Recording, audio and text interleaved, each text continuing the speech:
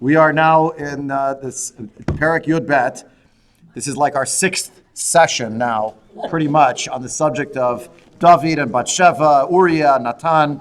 And today we will actually finish Perek Yud Bet. We will finish it.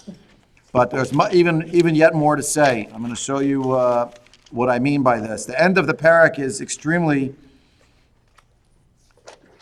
strange. There are two things that we're going to focus on. One is the behavior of David, his davening, his grieving before this child dies. And after the child dies, he gets up and he goes back to work.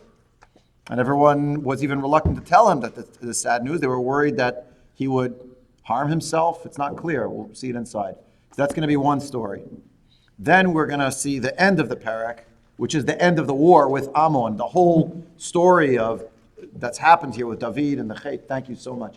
With the Chet and the whole thing is all against the backdrop of a major war that's being prosecuted in the Middle East.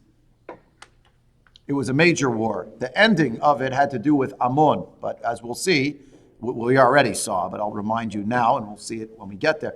There's a lot of tumult with a lot of different nations.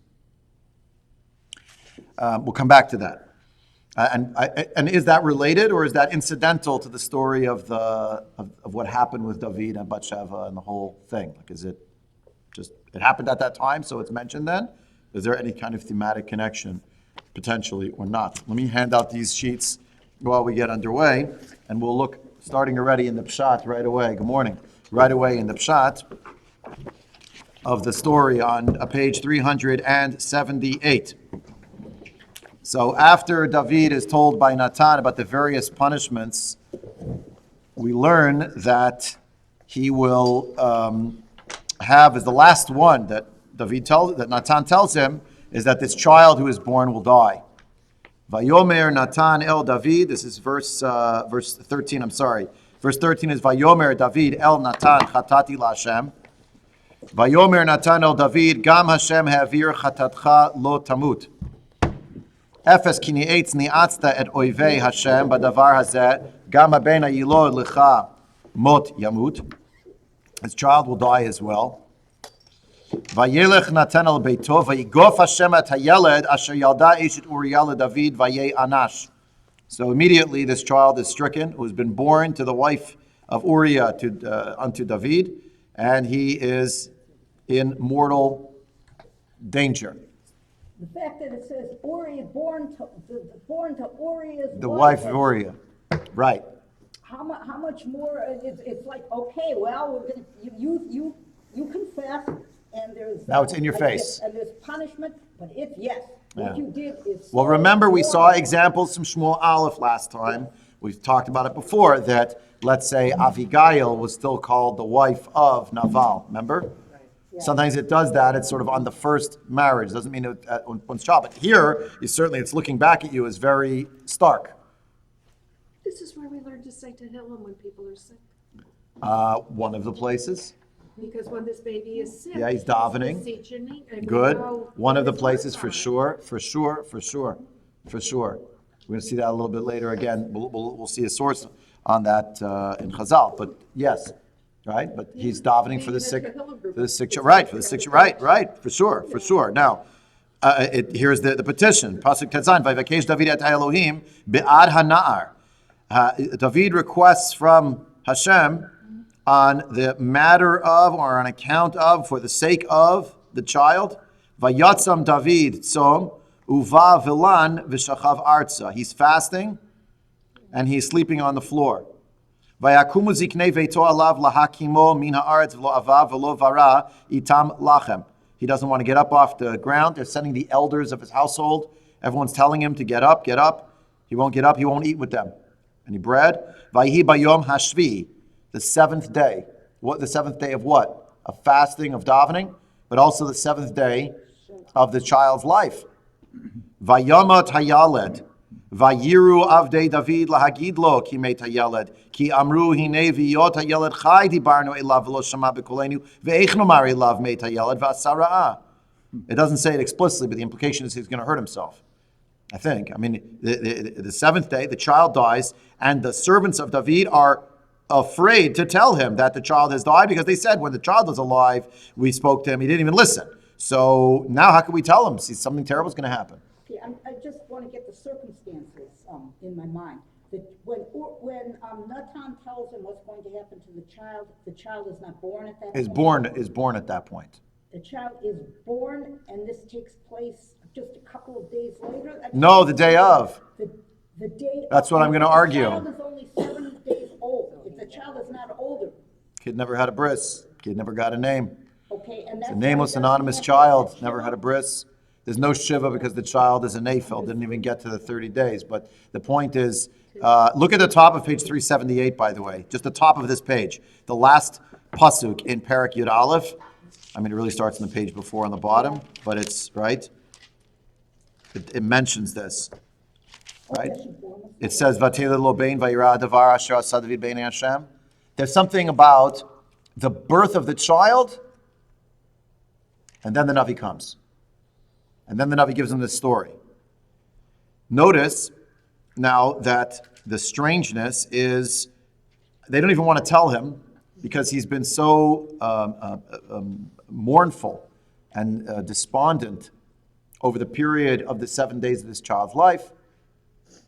The 7-day period, the child died on the 7th day of life, never got to the bris even. And then they don't want to tell him. Vayar David ki avadav mitlach hashim. He saw that they were whispering to each other. Vayaven David ki meit hayaled. He understood this. David is understanding mevin davar mitoch davar. He's a brilliant man, obviously, but didn't take rocket science. He saw everyone's whispering and murmuring.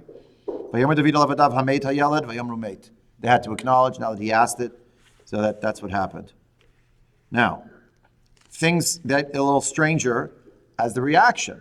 Because until now he's petitioning Hashem and grieving and hoping, and now it didn't work. So yes, there may not be a formal Shiva process, but look at, and some of the Mefarshim, particularly more modern Mefarshi HaMikra that I'm influenced by, I'm going to get into today, major machloket between two people who I look up to very much, Rav Amnon Bazak and Rav Yaakov Meidan. I'm going to get to it in a minute, but when you see the language in this pasuk, this I remember from Nechama Leibowitz makes this point in Parshat Toldot, and you'll see it right here. Just when I read the next pasuk, pasuk Chaf, count how many verbs are in this pasuk, in one pasuk, and ask yourself, lahavdol fe'avdal, I use the expression really only just as a colloquialism because we understand it better, but think about the film speed. Is this slow motion or is this fast motion?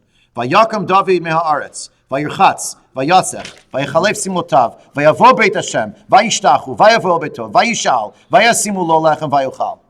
You got 9 different things that happen in this pasuk. Boom, boom, boom. That's the other example. If you want to see the coarseness in Parshat Toldot of Esav, it has 5 different verbs about Esav, about what he does when he gets the soup for the birthright. It uses 5 different expressions, one after the other, spitfire. And when you read it, you're meant to get the impression, this is the character that you're dealing with.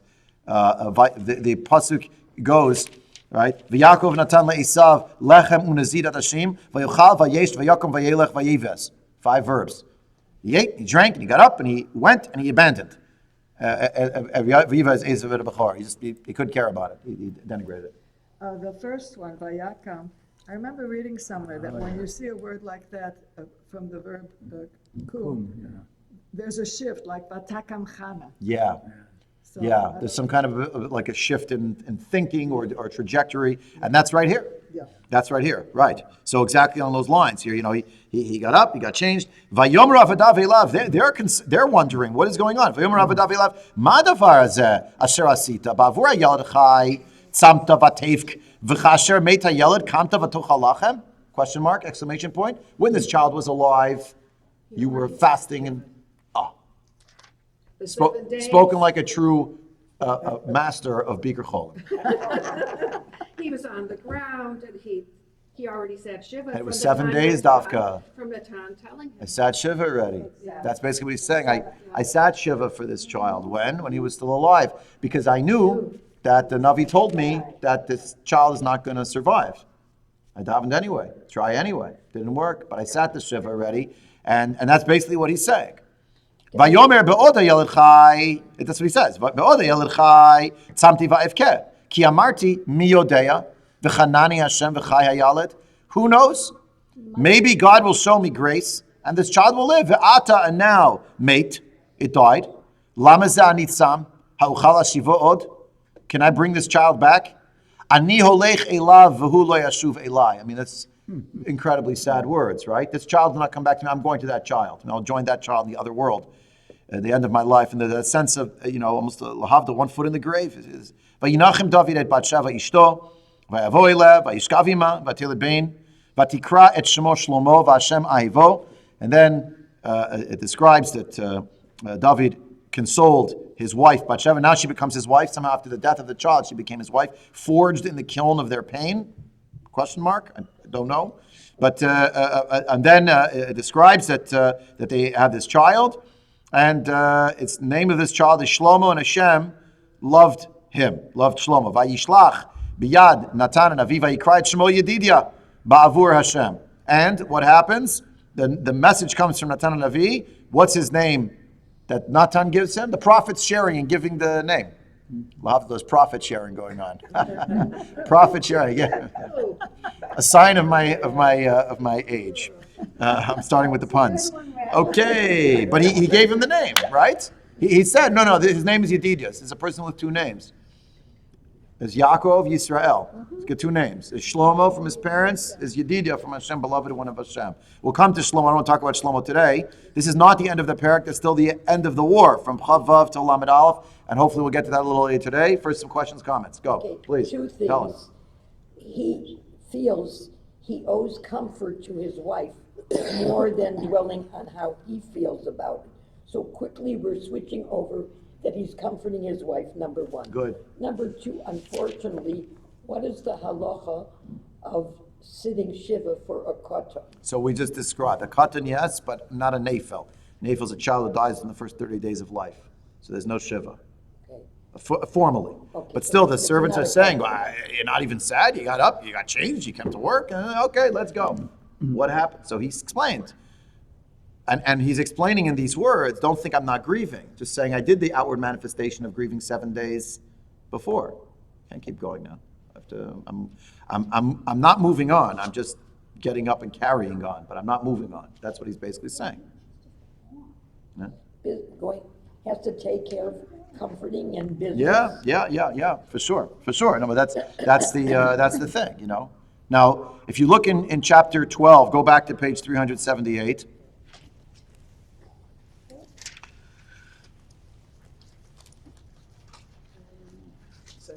378. Let's go back to the Kivsat Harash, to the story of what transpired with the description of the rich man, the poor man, etc. So when David gets very upset, Pasuk Hey, Vayichar av David beish me'od, Vayomer el Natan, Chai Hashem ki ven mavet ha'ish ha'osezot. The person who did this is worthy of death. He doesn't know he's talking about himself. He's going to be told by Natan ha'ish. But now look at Pasuk Vav. V'era kivsa yishalem arba time. On the matter of the kivsa, of the lamb, he should pay fourfold. Ekev asher asad hadavar hazeh v'al asher lo chamal. He should pay fourfold. What happened actually? He had stolen the sheep. And he should pay a fourfold. If you look up in Shmot 21:37, we'll find it there. Page 88.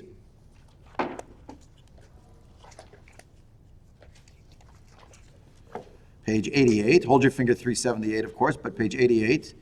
Parshat Mishpatim. Ki gnov ish shor oseh, utvacho o mecharo. A person will steal an ox or a sheep, and they slaughter it, or they sell it.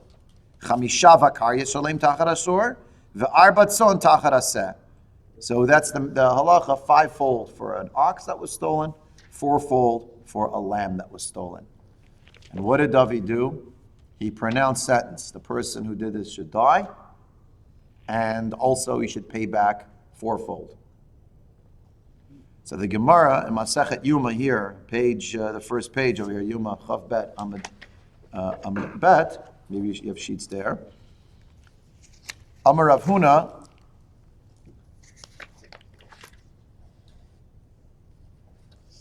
it's part of a larger discussion, but Kamalu Chaliv Lomargis Gavra de More Saye. You have to realize the difference between Shaul and David. It's from an earlier discussion. But Shaul ba'achad v'altalo, David b'shtayim v'lo altalo. Shaul did one thing wrong, and it was the end. Finished. End of his reign. David did two things wrong, and he didn't lose his kingdom. Shaul ba'achad ma'hi ma'asid Agag. Right? So that action of what happened with Agag failing to kill Amalek. What about the story about killing all the Kohanim in Nov? No, it was only with regard to the issue of Agag that happened before the story of the killing of the people of Nov, that already he lost it there. Now, as we saw when we studied Shmuel Aleph, and we learned this Gemara already, we understood it was not that it was this one thing, and otherwise everything was perfect with Shaul. Au contraire, it was, as we would say today, the straw that broke the camel's back, because it was the siman, the sign, that everything that had happened before had a certain taint to it. And we saw a lot of different examples of that when we studied Shmuel Aleph. There was a sacrifice that he was supposed to wait. Sacrifice of waiting with Shmuel, the not going to the Urim V'Tumim for one of the wars, the attitude, the approach. There was a lot of things that led to the fact of, and then the story with Agag, of course, does not have, we saw that contrast a few weeks ago when David is confronted. He just says two words, Chatati LaHashem. Silence, contrition, penitence. Shaul's, I did exactly what God wanted me to do. Here's what I did. You didn't do exactly what I did. Exactly what? So what's the sound of the bleeding sheep? Oh, that's for God. I did that for him. I didn't do it for me. Why did you leave Agag alive? That was a professional courtesy of some sort, and then Shmuel, right? And then the killing of Agag. But that's the straw that broke the camel's back. But in the case of David Bishtaim, my Nihunu, what are the two? The Uriah Uda Hasata. One is the story with Uriah, right? What he did with Uriah. Namely, he had Uriah killed in the battlefield. Uda Hasata, we haven't learned yet. That's at the end of his life. That's the story, or toward the end of the book, I should say, the story involving the census. Not for now. But the Gemara itself asks, what about what he did with Bathsheba? By the way, the Gemara assumes here that these are chata'im, obviously, that these are sins. We saw other Mamar Chazal, many other Mamar Chazal. What's the one that everyone likes to quote? Whoever says David is a chote and or latoeh. Yeah, that's one Mamar Chazal, for sure. But there are a lot of others also. So everyone's running for that one. Oh, they did a whitewash. They didn't whitewash anything. Shmuel Bar Nachmani was no fool, Chalila. He understood what was going on. He had a reason why he said it. We talked about that at length. But to understand that, here's a good example. It's black on white. Nami Masid Batsheva Hatam Ifra Umine. Oh, for that one, he paid dearly. What's that? Varakivsa Yeshalem Arbatayim. Who's the kivsa as far as the Gemara is concerned? The lamb that was taken? Bathsheba. Well, not the baby, Bathsheba. Right? According to the Gemara, at least, it's Bathsheba. And you have to pay 4 for taking the little lamb from the poor man who only has one little lamb, as opposed to the rich man who has many sheep. Right? Arbatayim. 4. Fourfold he has to pay. So what is the 4? Yeled, the child who died. The story of Amnon, unfortunately, the rapist, who then becomes a murder victim. He can be both of those at the same time. Tamar, who isn't actually killed, but is shut up for the rest of her life because of what happened with Amnon. And finally, Avshalom, who is the killer of Amnon, and then the rebel who dies. 4. So the Gemara says, "Well, hatam nami ifru minei dichtiv vayten Hashem devar dever." B'yisrael me'abakar va'ad 8 moed. So over there also, with regard to the story of the census, he also was punished. for that story. So hatam leifru migufei, and that story about the hasata of the having to do with the census, we'll come to in many weeks from now. Nothing from his body. So hatam nami leifru migufei, and therefore also in the story of David and Bathsheba, his body was not afflicted per se. The Gemara says, "Lai, really, right?" Ifru migufei, Damar Rav Yehuda Amar Rav Shisha Chodashim Nitztara David. Upershu himenu Sanhedrin Mistakim himenu Shechina Dichtiv Yashuvu li Yireecha v'Yodei Eidotecha Uchtiv Hashiva li Sasan Yishecha. So basically, the Gemara is debating back and forth. Was there also another punishment that David became a Metzora for 6 months, that the Sanhedrin moved away from him, and that he lost his access to the divine presence? That's what the Gemara describes. And maybe he was punished in a bodily manner for those sins. Now that's not in the Pshat. Now, why do you have to make recourse to that in the level of drash? I'm not really sure. There might have been just a Masorah, that was a tradition that way. So then we're left with the question, so why didn't it just say it would be perfect that he got some kind of tzara'at? Unless there's a reason why in the story, on the level of Pshat, there's something about showing that the greatest suffering that David could have was not bodily pain and illness, but watching other people suffer. And it's a fourfold suffering. Right? It's not fair. I'm sorry. It's not fair to those people. It's collateral damage. Yeah. Maybe it's the 21st century in me that I'm removed enough from family that I don't think that even if something really bad or something good, really good affects them, it doesn't affect me as much as it affects them. Right. Good or bad. Right. So therefore, the fact that David has to watch this, they're either raped, dead, rebelling. Yeah. I mean, That's what happens. to me, it's the fact that, okay, he sinned the once, and then later on, he just seems to accept the fact that this is going to happen, instead of, say, after Amnon rapes Tamar, try to do. Wait, we something didn't get about there it. yet. Don't get ahead of me. We're not up to Yud Gimel yet. Wait, Tamar was waiting. 1 second. Wait, hold your rejection. Tamar was waiting first, and then we're over to Debbie for the rejection. Go. In Pasuk Vav, Natan speaks of 2 sins. The fact that he stole the sheep, ve'al shelo chamal, and that he didn't pity. He adds the and, ve'al, two. Excellent. He's making 2 sins there. He didn't have compassion on the poor man. Didn't have compassion. That he counts that. David, it's not Natan talking. It's David talking. Is he pointing the finger at himself? Look at verse 5. David gets very, very angry at this man, this fictitious man. Oh, yes. Vayomer al Natan, Chai Hashem kiven mavet ha'isha usezot, ve'ata kivsa ha'isha lemer batam, ekev asher asat ha'davar hazeh, ve'al asher lo chamal. Excellent. And what's those 2 accusatory words? Vayomer Natan al David, ata ha'ish.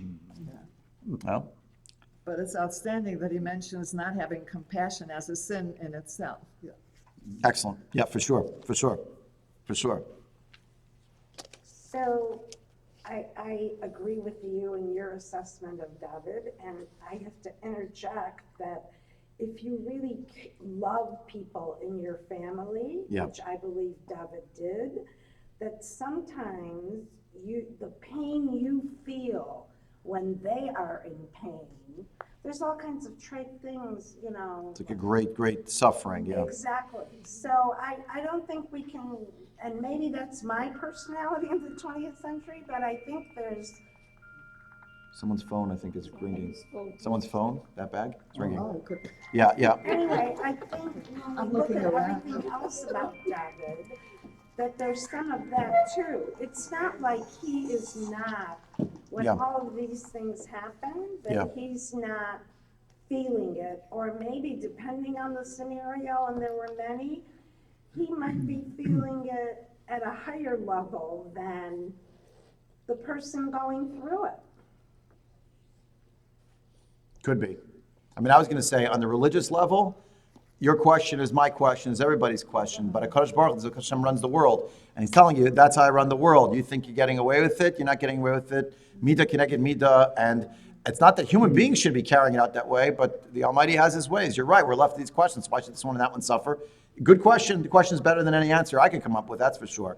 But also, just on the family level, If you want to say, I use the term very gingerly, but, leaving religion out of it, the children are learning from what the parents are doing. So we're going to get to the story with Amnon, Velo Chamal, had no compassion. So little Amnon didn't have compassion on his sister. He didn't have compassion even on his father. He didn't have compassion on the family, what it was going to do to the family, the terrible destruction it was going to be. And then Avshalom didn't have compassion on his own father, that now bereft of the sanctity, so to speak, or the purity of the family, having had the sister violated. So instead he goes to kill his own brother. So he thinks the father is going to throw out the brother, isn't going to take care of the brother. So he's going to take care of the brother by killing him. V'lo chamal. This is a reality that we wish it weren't so, but that's how it works. So and so leads a life of crime. So the other members of the family see there's a life of crime here. It's setting down roots for them, or in a bad way, but it's pathways. These are all, everybody's interconnected to everybody else, and that's you don't have to make recourse. You don't have to reach for Kol Yisrael Ravim Zeh B'Zeh. Every Jew corresponds to every other Jew, which is a beautiful idea and an important concept for us as Jewish people, a spiritual concept, just on the level of families. Your mother's in jail for capital murder. Well, I understand why you went for a life of crime, because in a certain way, there's like a switch that went off in your head. This is what we do. This is how the world is. You abused someone? Well, we're not going to take away your culpability for it, but we understand. Oh, you were abused as a child. We're not going to say, well, therefore we excuse what you did.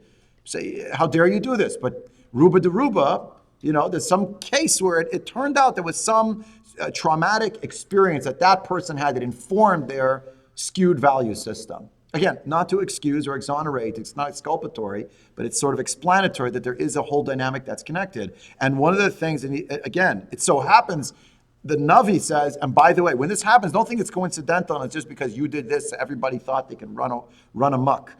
You should be aware, this is all from Hashem. How does Hashem do it? Oh, it's a very hidden way. But, right? It didn't absolve Avshalom from being the rebel that he was. I mean, when these punishments come, these four, in the Gemara, the punishments are for children who are going to be ruined, killed. The Yeled, who has no name, Amnon, Tamar, Avshalom, 4 children. On the level of Pshat, Rav Amnon Bazak points out, he's one of the Rebbeim, Shivat Har Etzion, wrote Svarim on Tanakh, a Sefer on Shmuel, and other Nevi'im. I've drawn heavily from, we're going to see a piece in it now. The less controversial thing that he has to say today is on this page. Can you give me one more minute to finish this point? That the 4 punishments are right here in front of our eyes on the level of Pshat also. Punishment number 1. Let's look, where are we here? Verse 10. Verse 10. The sword will never leave your home. That's punishment number 1. Punishment number 2, verse 11. You are going to have this terrible thing happen to your wives. Someone's going to take your wives in front of your eyes and be given to someone else.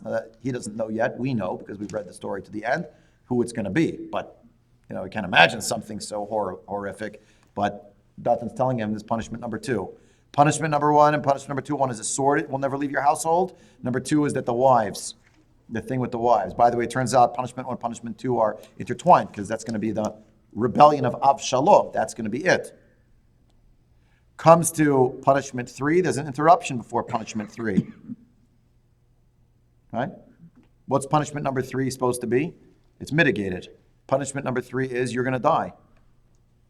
But before you could say it, David says to Natan, Chatati la Hashem. So now Natan tells him, V'yamar Natan al David, Gam Hashem avir chatatcha lo tamut. Punishment number 3, you will not die. It's mitigated. But punishment number 4, Efes kini eitz niatzet oivei Hashem, badavar zeh gam habeni ilod l'cha mot yomut. 4 punishments. One of them is mitigated. Why? Because that was the moment when David said, Chatati la Hashem. Number 1, the sword will not leave your home. Why didn't it just say people will die? What do you mean the sword will not leave your home? The sword will not leave your home means you're going to keep fighting wars? No, it could just be the turmoil in the house. Could be. Or Could be. nothing you can do to defend Could be the yourself. rebellion, or could be, but it's not clear, but it's the sword will not leave your home. Your house will be characterized by violence. violence that you'll have to prosecute nationally in your wars, violence among your children. The violence does not only mean murderous violence, it's also the violence of Amnon versus Tamar. That's violence. So that's a violence will never leave, number one. Number two is the idea that the thing with the wives will be taken before you. You did it in secret. It will be exposed very publicly. Number three, you're going to die, but now you didn't die. Number four, that the child will die. Fourfold. Arba time. Wait, Karen was first, though. 1 second. And I was just gonna go back to the previous comments on the source sheet that David did not suffer physically, or there's questions about him. I mean, the Gemara says in the end, one opinion says that he did. The Pshat says he didn't. At the end of his life, I know I'm running ahead, but at the very end of his life, he's laying in bed and he can't get warm. He's Yeah, right, cold. right. And this is a man who colloquially He's a hot-blooded man. hot-blooded man. Yeah, And there he yeah. is Oh, at the yeah. very end of Good. his life. Yeah. And he's got this woman. Yeah, who yeah. does We'll get and there, we'll repeat get the there. same thing. Interesting. We'll get there. Okay. Interesting. Okay, interesting. Sh- I've always thought. you are? I didn't notice. Jerry, please. Uses the word here, Ekev. On account of, yeah. That's the Parsha Ekev, also from Moshe. Yeah, It's, yeah. it's, Same word. Yeah, Same word, for sure. same meaning. His home dynasty, I'm wondering, the sword never leaves your home. I did most of Malachim with you, and, oh boy, the sword never seems to be leaving the Davidic dynasty, forever. I mean, is this a constant? Is this meant to be? Maybe. The dynasty? Yeah, maybe. It doesn't say. I mean, lo tasur cherev mi beitcha ad olam, from your household. I mean, that is what it says. I mean, So you could say, wait a second, is that really fair? That's what it means. If you're the head of the whole household, the patriarch, so what you're going to do is going to send cascading impact for all future generations at a certain level. Wow, that's pretty harsh. Could be.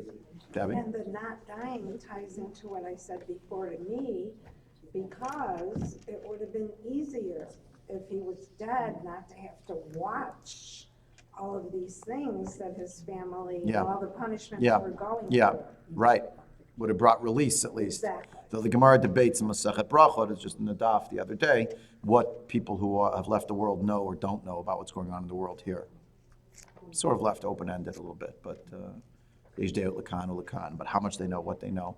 Okay, all of this, believe it or not, was just preamble. Oh, Helen, please. That would be a good topic for a class. It would be a good topic for a class, but you wouldn't be happy at the end because it wouldn't be exactly resolved, and people like resolution, and you'd be left with like, well, what's the answer? So it's not clear. So what do you mean it's not clear? But What okay. is the word you use for the newborn again? A nafel. Okay. A nafel means either a miscarriage or a child who was born and died within the first 30 days of life. What is the kavana, spiritual essence of this creation? As we know, 30 days in conception is considered liquid. according- 40 days, till 40 40th, on the 40th day, yeah. So what is the personhood of a Nephal? This is a whole different topic. I can't explain now in this Because context. It bothered me. Why should the child suffer? Right. Unless the child is a quasi-human being. The child is a human being, a full-fledged human being. Why are they in Shiva? That's another I question. know, but I can't get over that a baby's gonna die for somebody else's kids. That's Shelley's question. That's my question. That's David's question. That's why David's davening. He's saying, Ribono Shel Olam, what is it the child's fault? Right. I'm going to present two approaches now, and I want 100%. I'm going to present two approaches, and if I'm successful, you'll be very angry with at least one, if not both, of these approaches. But I will tell you that here's a good example of you see what Rashi writes the beginning of the Torah in the third parak of Sefer Breshit. He refers to the pshat that's mitchadesh b'chol yom. There's the pshat that comes every day. Actually, it's in the 37th chapter of Breshit, in his dialogue with the Rashbam, his grandson. Rashi says the pshat that is mitchadesh b'chol. It's written in the Rashbam in chapter 37. The pshat that's mitchadesh b'chol. There's new ways of understanding the same thing that's here. Now, I'm going to present two approaches. I won't tell you which one I like better unless it slips out. But Rav Amnon Bazak is at Yeshivat Har Etzion, who's part of the Michlelet Herzog, which is the Herzog Teachers College, a particular way of looking at Tanakh.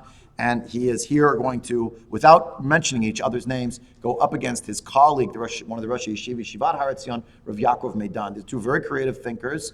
And we'll duke it out as we go to try to understand a little bit about this question, about the child and about David and about the davening, etc. We're really left with that question, though. That's David's question. Why should this child be suffering on my account? Smoke, and they do drugs, Yeah. and they drink alcohol. Yeah. And they come through the pregnancy fine and the baby dies. Right. Why did God create pregnancy in a way that Yeah, something okay. like that can happen? It's the same. Good with- questions, Can I give all. a I don't have good personal answers. anecdote now? My mother had a miscarriage in the DP camps before they got to Wow. America. I can go into more depth. Even when I was an adult, she would talk about being able, I have the chills right now, being able to hear that baby cry. It was later in the 4 or 5, it wasn't Yeah, I so understand, early yeah. on. But Wow. she talked about it Sad. all of the time and talked about hearing that baby cry. Wow. Okay. Wow. You know, we have another Very heavy. situation where callousness toward a child when Hagar is sitting off to the side watching her child die.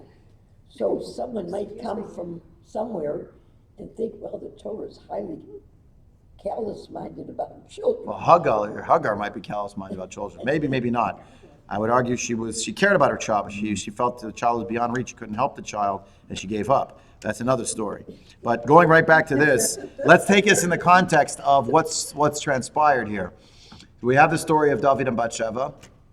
We have the story of Uriah being sent off to battle with that coded message to Yoav. The fact that he's gone now. Then this child is born, and then it lives 7 days and it dies. So, Rav Amnon Bazak, I'm reading you his words from his sefer called Shmuel Bet Malchut David. Look with me, page 1 at the bottom. And just to realize it's only one approach, you're going to see Rav Meidan is going to completely disagree with him, but you see that you can tease different things out of the Tanakh sometimes. So, it's part of it's a book. So I just given you like a little bit. Nir'eh. Says Rav Amnon Bazak, Nir'eh, shenmi b'chinat tiv'it, from a natural perspective. Enoshit, a human perspective. David, lo chafatz be'emet shehayalad yichyeh. David did not want this child to really live. Lu notar hayalad b'chayim, if this child would remain alive, it would have been an ongoing reminder of this sin, this heavy sin that he had perpetrated, really sins. This child who is, or at least would be called, wasn't actually, but would be called a bastard child. There's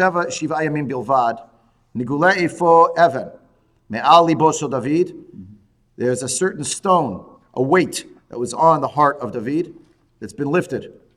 And therefore, therefore he thanks Hashem that there's no remembrance of his sin. Yikes. Even though this was against, the matter and its desire, he palel David Hashem, vasa kol ma'amatz levatel gzeira. Even though it was against his interest, even though it was against his true desire, David still davened to Hashem with all of his heart to nullify this decree against this baby. Kach hochiach David, she'tshuvato hayta shleima, and by davening for the child to live means David was davening against himself, and that shows that his tshuva was complete. B'shlichat Uriah lamavet, v'tel David et arkam shel chaye adam mipnei inyano ha'ishi, v'parsha dinan tikenet darko. When he sent Uriah out to be killed, David nullified the value of human life because of his personal needs. He needed Uriah to be removed. But in this parsha, David fixed his way. Hubiteyet ma'alat arkam shel chaye adam v'itpalel kiyumo shel hayilud. Here he expressed the value of human life and he davened for this child to live, even though, if you think about what his interest must have been, it was really running against his interest, which was to hide away what had happened. Footnote 22 quotes the following. I gave you the whole thing here from the footnote in the back of the book. Me'ein zeh muva b'midrash. This is in the Medrash as well. The Yalkut Shimoni. Kol hayamim shaya ben kayam hayad David yodeh shlibo shel HaKadosh Baruch Hu alav, kiven shemet yada she'ein libo alav. As long as that child was alive, David knew that the heart of God was upon him in a negative way, meaning God was upset with him. But once the child died, he knew that God was not opposed to him anymore, that was the penance. Amedrus zeh katav Rabbi Avram ben Shlomo. Who was Rabbi Avram ben Shlomo? Chacham Teimani ben Hamea HaSheshesrei. He was a Yemenite Chacham in the 16th century. What did he write? In his Perush, translated by Rav Kapach, Rav Yosef Kapach, the translator of the Rambam's Mor Nevuchim and many other Sfarim.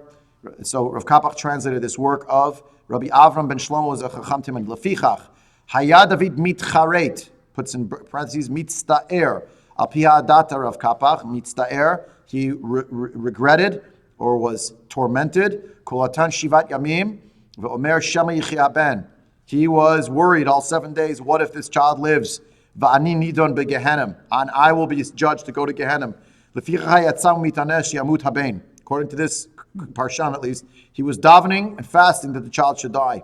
Shenemar vayivakesh David et Elohim be'ad hanar. He requested from God on account of the child, not for the sake of the child that it should live, but in the matter of the child. Klomar lahamito, that he should die. V'kevit shebisru shemet. Once they told him that he died, yadash nitzam midina shel Gehenim. He understood that he had been saved from the din of Gehenim. In Cain, lama hu omer la'avadav v'chaneni Hashem v'chai hayeled. Why did he then say when he was asked the question, he told his people, God will show me grace and allow the child to live. He did this basically to exaggerate, in order to make them think that he really wanted the child to live. They will not realize that he was happy the child died. But they will think that what he told them is the truth. Quoted from Rabbi Avram ben Shlomo in his Parish Nevi'im Rishonim, Shmuel Bet. I told you you'd be angry. So this is not what Rav Amnon. I want to differentiate what you read on the top of the page or we read in the footnote. The footnote, Rav Amnon Bazak just wants you to know there is someone out there who's a great chacham. By the way, this is not Rashi and the Radak and the Malbim and the Alshich and the Mitzudat David and Mitzudat Sion. It's not the Abarbanel. I've never even heard of Rav Avram ben Shlomo before. I don't know in the Taimani community if they've ever heard of him. Someone wrote something. The point is, what you see from this, wow, that's pretty malleable. But Rav Amnon Bazak teased out of this is the opposite point. Namely, Rav Amnon Bazak is very much wedded to the world of Pshat. And he says, look what happened here. Take people at their word. David is explaining to the people, he was davening, he hopes the child would live. But if you just think about it on a human level, based on the other actions of David, of a cover-up, it would be so convenient if this child died. But yet David fixed the chait of what happened with Uriah, where he was cavalier about the life of another person. Here, a child who already had the din mavet leveled against him, he davened and fasted with all his heart. Maybe the child will live. Even though had the child lived, it would be an ongoing reminder of his own iniquity and perhaps of his continued, remaining in the dock of guilt forevermore. This child would be deemed and dubbed a mamzer, a bastard child, even if technically we already made the case. Maybe it really wasn't going to be so. I told you you'd be upset. But this footnote, when I saw it, someone actually holds that way. Either. Oh, it's the same right. So that's the problem here. If that's true, so how come he didn't find a way for Bathsheba to have an accident? Or why didn't he divorce her, right? If all that's true, Rav Amnon Bazak has an answer for this, by the way. Very interesting. He said, where's the next story about Bathsheba?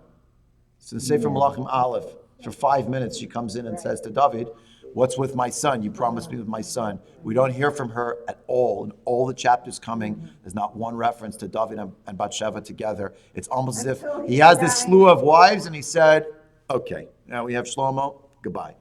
Now that's Rav Amnon Bazak. We're going to see now Rav Meidan totally rejects.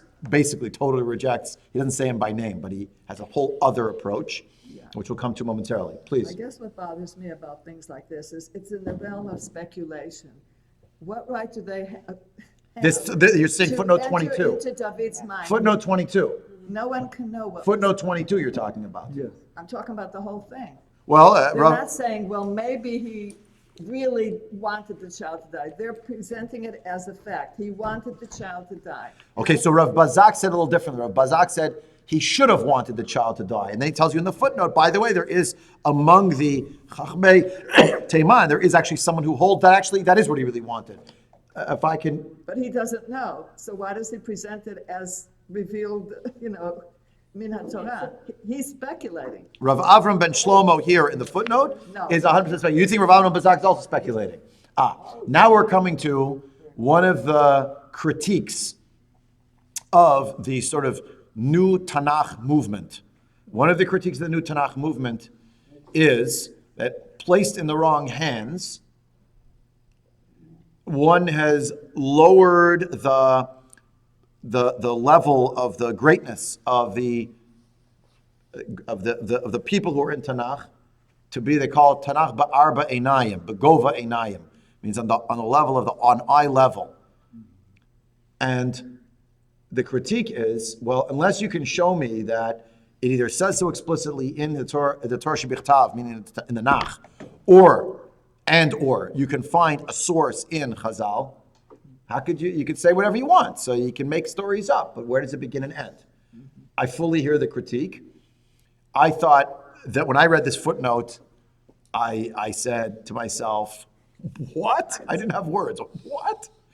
How could it be that someone said, there's a Chacham of Teiman, not from the 21st century new Tanakh school of some sort. It's someone who is a Chacham in Teiman. He didn't, so, and the 16th century, no less. He's in the border between Rishonim and Achronim. Rav Amnon Bazak didn't say it that far. He just said, if you think about the pieces here, he sent a man to his death in order to cover it up. Now he heard the great news. By the way, this child is also going to die. You would have thought he would have said to himself, he'll die. What can I do? But he'll be out of the picture. But instead, there's all these psukim about how he's lying on the floor and his own people are saying to him, what's wrong? Now, if you look at footnote 22, it was disingenuous, or rather, it was crying all right, but he was crying and mourning and grieving his sin, and Nebuch, the child, has to die, but so it goes, and that explains why he got up right after. Rav Amnon Bazak did not go that far. That's why he put it in the footnote.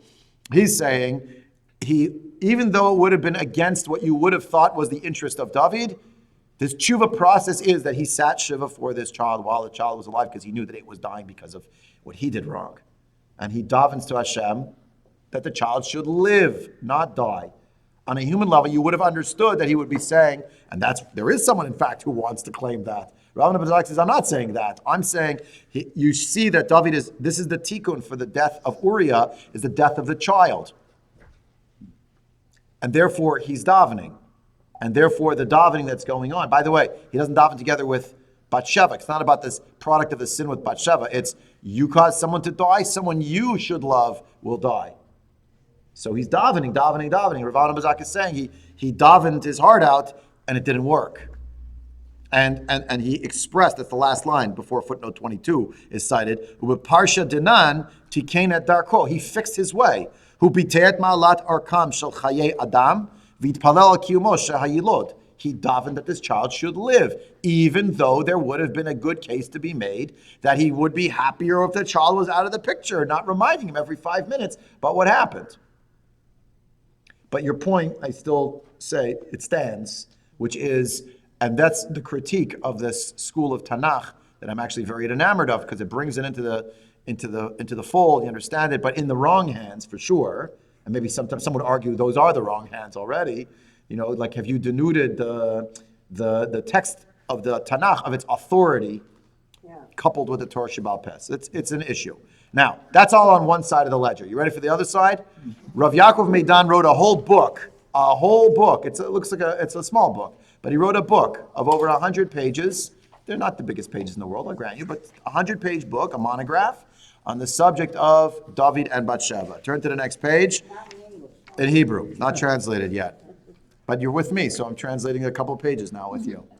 Rav Meidan has a very lengthy and elaborate explanation for all things, and no excuse, no exception rather, in terms of this story. And he engages some of the more modern people as well. He criticizes the approach of some of the other chachamim of our time. Rav Avigdor Nebenzahl, for instance, who has a very illustrious view of David, even through the Chet, that somehow there was some cosmic need for this to happen, and all but excusing David for what he did, etc. And Rav Meidan writing a polemic against Rav Nebenzahl, who's a great gadol. It's all machok l'shem shamayim. It's not a personal attack, Chalila, but Rav Nebenzahl, one of the greats in Yerushalayim Yer HaKodesh and Yeshivat HaKotel, and Rav Meidan from Shvat Har Etzion, they're in dialogue. This is still ongoing, and we're still trying to understand things. So Rav Yaakov Meidan writes that he says the following.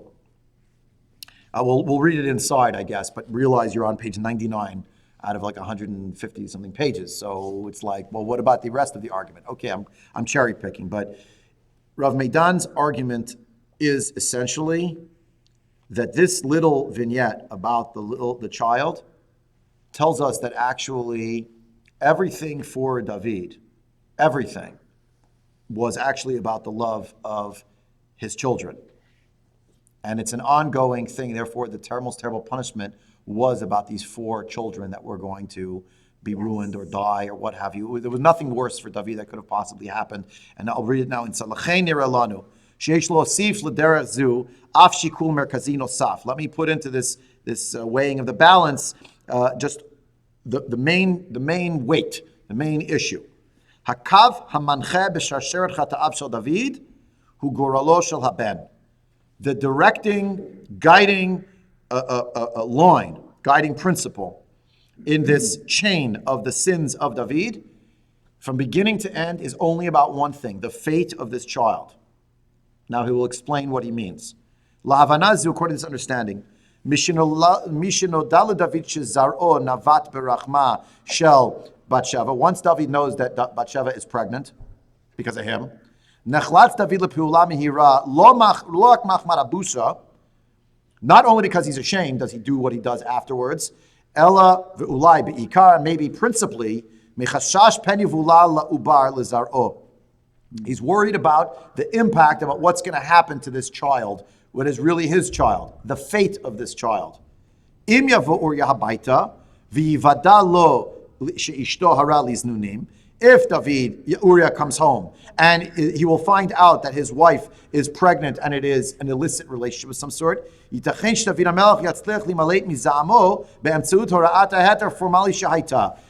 could make the case that David would successfully get out of the wrath of Uriah because he could make this formal explanation about the Gittin we've discussed before from the Gemara in Masachet Shabbat, the description there and elsewhere. Maybe it's possible he could have even gotten Uriah to stay silent about the whole thing. Davar echad barur. One thing would be clear, though, even in that case, if that had played out that way. Counterfactual. Uriah yinaseh lihipater min ha'ubar hamamzer b'chol mechir od lifnei sheyetzeh zeh le'avir ha'olam. Uriah will try to get rid of this bastard child. He put it in quotation marks. This mamzer child, with at whatever cost, before the child even comes into the world, or maybe even one instant after the child is born. Why? Because it's a shame for Uriah. Uriah has to grow up with his child in his house. It's not really his child. It's from some relationship that you could make some kind of technical case that really was permissible, etc. Alavato lelo gvul shel David libna shel Batsheva od narchiv b'hamshech. We'll talk later about the boundless love that David had for this child of Batsheva. We'll talk about it in the future. Karega rak nomar. Let's just say right now, shizu aktivalo et kol adav. This is the script for David for all of his moves. Kisuma ba'aruba halach David achar avato livno, like a blind man, going through. Chimney. Huh? Going through a chimney. Yeah, like he's trying to climb through a chimney. David is going for his love for his son. He will do anything to save this child. Now, to save this child before the child is even born. Rak mishasir, that's why he tells Uriah to go home. He's hoping that everyone will think that it's Uriah's child, so it won't be his child, but it'll be Uriah's child, everyone will think. But at least the child will live and he can't leave the child alive just like that in the house of Uriah and Bathsheba if Uriah comes home. But if the Uriah comes home, Brak Mishasira, in the bottom paragraph here, Brak Mishasira of Uriah Laredet El Beito, further along. When Uriah refused to go to his house, he saw that now bad things were going to happen to this child because Uriah was refusing to come home, and now Uriah will come home at the end of the battle, and there'll be a child there, and where did that child come from? And Uriah will hate this child, and bad things will happen to this child, and everyone will say that the mom's your child, and throw that child away. David was not prepared to live with this. In David's despair, without options, that would be added to the shame that would be placed upon him by Uriah. Dan David and Uriah Lamita. David found a way to judge Uriah to death. Remember, and there's that own case over there. The Gemara makes this point also. That Uriah is a morid but malchut, doesn't go home, he doesn't listen to David, etc. Right? It's convoluted, I'll grant you. But there are already some people who already know about the sin. They know. Who knows? It says that there were people who brought Bathsheba to David, so they know for sure. And then there's the letter that went to Uriah, that went to Yoav, in the battlefield. Pureis David et chasuto al Bathsheba. David spreads his protection over Bathsheba. Hu chosef bekach et sodo af lifnei Yoav v'korei geret achirim. He reveals his secret to Yoav and to anyone else who would read the letter. That footnote 200 goes to a Medrash Rabbah, Bamidbar Rabbah, where actually it seems Yoav was showing everyone, look at this letter. What do you think this letter is about? Ha ha ha. That Yoav was trying to denigrate David.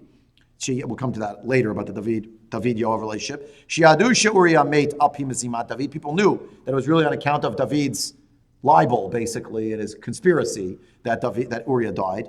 David choshev davar echad bilvad. David thinks about one thing. Abano sheyivaled lo v'latzorach sheyivaled la'av chuki sheyakir ba'avato alav. He wants this child to be born in a manner that the child will know that he has a father who's legal and a father who loves him. By the way, if you think about all the ways in which David was cast away by his family, remember? Yeah. The 7 sons, there's an 8th son, he's out there. Oh, that's the little, you don't want that one. And Shmuel says, no, that's the one I came for. Yeah. So now David does not want to visit this on this child. So what is he doing? He's protecting the child, protecting the child, protecting the child. Therefore, he was willing to give out the sin. In other words, wouldn't it have been simpler to have if Bathsheba had an accident, all the problems would have gone away, wouldn't it? If Bathsheba was killed for some reason. So Bathsheba would be dead, the Uber would be dead. Now Uriah would come home, it's terrible. Okay, but instead what did he do? He had Uriah killed, Bathsheba stayed alive, and the child stayed alive. Let's finish reading it. I know it's upsetting, but... No, it's upsetting for a way you don't think it's upsetting. It's upsetting for Jewish history with all the rape of Jewish women, some of whom must have conceived a child by their rapists. Chalila, and what yeah. the community or what their husbands had to do. Yeah. And I don't see that this is a good pattern for our history. Inach inami. I agree. So here we have Namshich v'nitveh et ha'iruvim l'darkenu zu. He said, let me go and weave the other events according to this, our path, here, our explanation. Natan. Eino mochiach et David be'et shelakach et Bathsheba lebeito. Why didn't Natan come the next day? He's a prophet. Hashem came to him and told him to go talk to David. When did Hashem tell him come talk to David? How about the night that he had the affair? They come the next day. Hu ba'ilav mishenasa amalo shel David pri. He only came once the child was born. Look at the top, page 378. That was what was wrong. What happened before? Then, Vayishlach Hashem et Natan el David vayavoy elav vayomer lo. He tells him the story. Hu mamtin ad l'leidato shel ben. Az ba Natan umochiach et David. Then Natan came. Then he rebuked David. Al derech hachatchatim sheivia et hayel olam. About all of the different obstacles that now brought this child to the world. Heichel miyom ha'herayon. Starting from the day of the pregnancy, and finishing through all the months of pregnancy. And what is his gzera? Next page. Fs.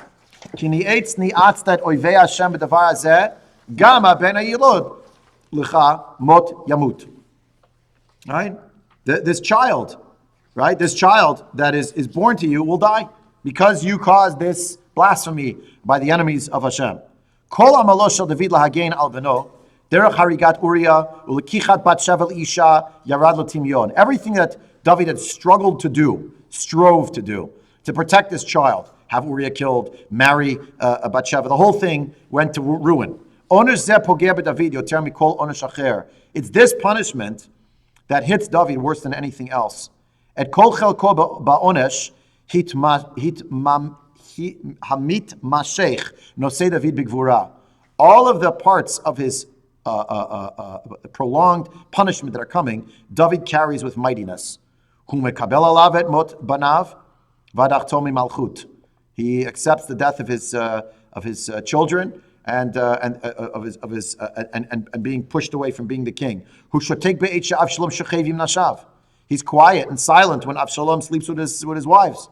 Ube'et shemotchim bo elbonot, and while they're throwing imprecations at him, Sheva ben Bichri and others, Shimon ben Ger, people screaming about him. V'rak Sheva ben Bichri. V'rak im gzerat mot haben mi Bathsheba lo ishlim.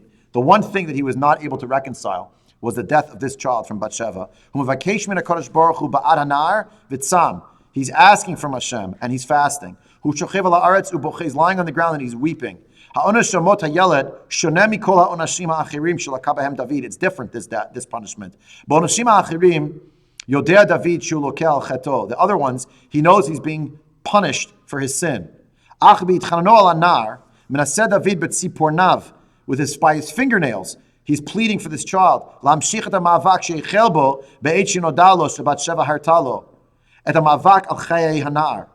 He's continuing the struggle with regard to this child. This struggle that he has now is not about the punishment.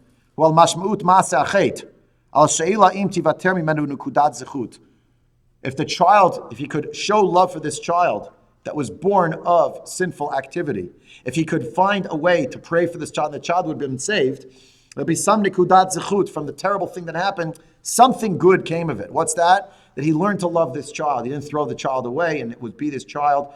And unfortunately, it didn't work. The child died. And that's why I don't classify this with the rapes of other women like Dina. It's apples and oranges. Right. It's not that I would agree more with you, David. I don't think it's the same thing as all rape cases. In various parts of the shtetl and stuff like that. Rahman al-Itzlan. Yeah, God should say such things. It's a lo aleinu, but that's a reality of Jewish history. It's one thing. This story here is Rav Meidan is basically saying, look, Natan didn't come the first day after the affair. Natan did not come the day Uriah died. By the way, that's why David has to be told some kind of an allegory. If Natan came the next day after the episode with Bathsheba, I know why you're here. If it would have been right after the news came that Uriah died, he said, well, I know why you're here. But all that time elapsed. 9 months elapsed. Now the child is born. In that span of the 9 months, there's the conception and the death of Uriah. Now all the time elapsed. Now the child was born. That's the day that Natan and Navi came. He said, and according to Rav Meidan, this is all about the love of a parent for a child. Rav Meidan has a whole theory about this, that actually the love for parents for children is a major theme of all of Tanakh, that it was not well known in the ancient Near East, and that while Shir HaShirim is the story of the love of a man and a woman, which Rabbi Akiva would refer to as Kodesh Kodashim, as an allegory for the love of Kodesh Baruch Hu and Jewish people, Rav Meidan says, yeah, that's true, that has its place, but most of these relationships are about the way in which people find affection that is not a romantic affection. That's why we're so interested, the love that David could have for Shaul, even though Shaul hated him, and also the love that David and Yonatan shared, and the love of a parent for a child, and the love that is intergenerational. And that's why Rav Meidan says, in the allegory, the kivsat harash, the little lamb, is taken in as the child of the poor man. It describes. Kivsachar ktana asher kana vayichayav v'tigdal imo v'im banav yachtav mibitot ochal mikiso tishteh uv'cheko tishka v'tehi lo kivat. It was like a daughter. Yeah? And that's the idea, and therefore David is just hoping and praying that this child will still live, and then the child dies. Then Rav Meidan says something incredibly speculative. I didn't give it to you inside, but just look up the psukim. Incredibly speculative, and here much more with Tamar in terms of the criticism, but I'm presenting it. It's highly speculative, but it gives you a window. Like we're talking about some major creative minds. Rav Meidan maintains that if you look here at what happens after the death of this child, it makes it sound on page 379 as if the next thing that happens is 5 minutes later, he goes to Bathsheba and he consoles her, and they have another child, and the child is called Shlomo, and God loved him. Says Rav Meidan. Go back to chapter 5, page 371. Speculative. I'm saying it again, it's speculative, but it's just you see the creativity. Pasuk Yud Daled, verse 14. Ve'ela shmot yiludim lo b'Yerushalayim. Shamua, v'Shovav, v'Natan u'Shlomo. Isn't it interesting that he had a son whose name was Natan? Yeah. The prophet was Natan. Imagine Natan comes in one day, oh, I named my kid after you. Oh, thank you very much. It's an indication maybe that they were Sephardim. You see, they named there for someone alive. I made that up right now. Okay, but that's okay. Shamua, v'Shovav, v'Natan u'Shlomo. Right? Then you have these other children I mentioned. But you see the names here? Now turn to Divrei Yamim Aleph, the same list, but a little bit different. Same list. Divrei Yamim Aleph, chapter 3. Divrei Yamim Aleph, chapter 3, page 953. Ve'ela noldu lo b'Yerushalayim. Here are the children who were born to him in Yerushalayim. Shim'ah, v'Shovav, v'Natan u'Shlomo. Arba'a levat Shua bat Amiel. Now, who is this bat Shua bat Amiel? As far as Chazal are concerned, it's actually Bathsheba. It's the same person. She has 4 children with David. She has 4 children. One child is named Shim'ah, one is called Shovav, one is called Natan, and one is called Shlomo. But really, she didn't have 4 children with David, did she? She had 5 children with David. Says Rav Meidan, you know what the 4-fold punishment is to David? The child who had no name died. Then he had a son with Bathsheba afterward, and his name was Shim'ah, and he died. Then he had a son whose name was Shovav, and he died. Then he had a son whose name was Natan, and he died.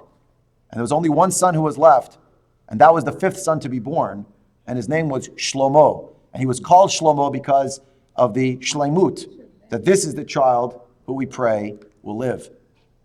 Now this is highly speculative. You'll ask me, where did Rav Meidan take this from Chazal? Nowhere. But it does make sense. It does help us to understand. By the way, Shlomo, he also makes the point, Shlomo is Shlemut, wholeness. What if this child was not born immediately after the death of this child, but was actually child number 5? The child who was the Yeled, and then these other 4 children, the other 3 children died. The 5th child is Shlomo. You know another reason why they're calling him Shlomo? Because David suffered losses of other children. You know which other one of his children died? Avshalom. So he named this, the last child born to him, Shlomo. Now, I'm not exactly sure. Again, this is I wrote it highly speculative, underlined the word highly speculative. But Rav Meidan's point, if you take nothing else, is when the story is organized here, and the last line on Pasuk Chav Daled is, he consoled Bathsheba, and then they had another child, like the replacement child, it's not true that it happened 5 minutes later. It happened years later. And the timelines here really do matter. Now, why is it organized here? Because the child that died, but don't think he cast out Bathsheba. Eventually, they had a child with Shlomo that Hashem himself gave a name, Yedidia. Natan HaNavi brings the name Yedidia, the beloved one of Hashem, and that's the one who's going to build the Beit HaMikdash out of the union of David and Bathsheba. Not the first union, not the second, not the third, not the fourth, from the 5th child that was born. That's the only child that survived. Now, I say again and again, why does Rav Meidan think they all died? He says, because these children were born, you never heard anything about them. I would say to Rav Meidan, yeah, but you didn't hear about so many of the other children of David either. So it doesn't mean they died. But Rav Meidan's point is this, and here's why, but it's a little bit, it's not compelling per se, but at least it's very interesting. What did people think about Bathsheba after this child died? So you know why this child died? Because the whole relationship was illicit from the beginning, and he really should divorce her. But David knows, we saw last time from the Meshech Chochmah and others, if he divorces Bathsheba, she will never be able to remarry anyone because she belongs to the king. So after this, according to Rav Meidan, he said the second child died, the third child died, the fourth. Everybody in the world was saying, David, you know what the message from Hashem is? You shouldn't be married to her. And that's why the birth of Shlomo and the continuity of the Malchut through Shlomo retroactively also shines a light back on David and Bathsheba as great penitents, both. And that the tshuva of David was accepted. But all through all those years, it could have been each year they had another child. But the point is, the span of time as it's passing, it's only creating more and more of a scuttlebutt among people. The rumor mill is going, they shouldn't be together. That's the answer. Yeah? So if Meidan says, yeah, but that's why Shlomo, he also got a name from Hashem to show God has accepted this. You are the beloved of Hashem. Doesn't mean this child is beloved of Hashem, but also means David. You hear the language? Ani ledodi v'dodi li, David. David, who is the Dod, the beloved one of Hashem, from the Dod and the Reah from Shir Hashirim. This child is Yedid Ka, is the beloved one of Hashem. And she is back at the end of his life. And that's why she's back at the end. Rav Meidan argues, why is she only back at the end? Because she only needed to be there to be the linchpin to say, it doesn't mean she wasn't there. How do we know she was? Rav Meidan says, oh yeah? Well, where did these kids come from? If he doesn't say it directly to Rav Bazak. But he basically is saying they work together. They're in the same base matter. So I can't imagine he didn't have this conversation. But he's saying back to Rav Bazak, basically, he had nothing to do with her afterward. We see that they had all sorts of children together. What do you mean? So when did they have those children? They didn't have them before. They had them after. So clearly he had some relationship to her. So speculative on both sides. But then it goes back to the war. Right. So then it goes back to the war. So does that mean the war took 5 years? No. And this is an important point. Thank you for mentioning it. The war is a war that is prosecuted seasonally. We know that it was an extended war. This is another discussion, but we should end with this. The war was probably the most threatening war that David and his army had to confront throughout all time. There were 3 battles against the Plishtim, but they defeated the Plishtim. Here, this was a regional war because it was Ammon, and then Ammon brought people, Aram, and all sorts of other people who were coming to fight against the Jewish people. That's why Yoav gives this rousing speech, Chazak v'nit chazek ba'ad amenu uva'ad arei Elokeinu. We should be strong and be strengthened for the sake of our nation and the cities of God, of our God. We're fighting over Eretz Yisrael.